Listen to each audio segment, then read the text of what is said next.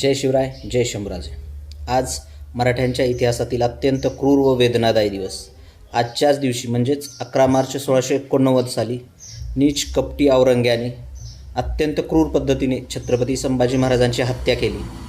आजच्याच दिवशी छत्रपती संभाजी महाराजांना हाल करून या नीच औरंग्याने हत्या करून त्यांच्या शिराची आज मिरवणूक काढली. परंतु तो एक विसरला.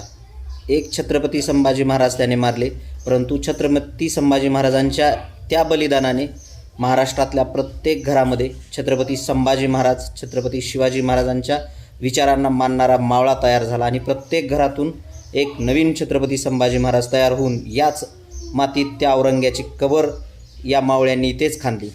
छत्रपती संभाजी महाराजांचे बलिदान हे स्वराज्य, धर्म आणि स्वाभिमानासाठी त्यांनी शेवटच्या श्वासापर्यंत संघर्ष केला.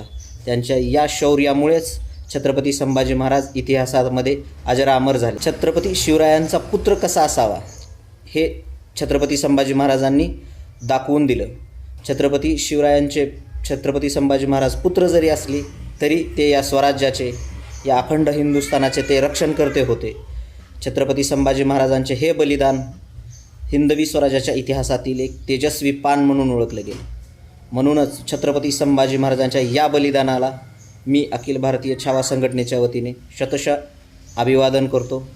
जय शिवराय, जय शंभूराजे.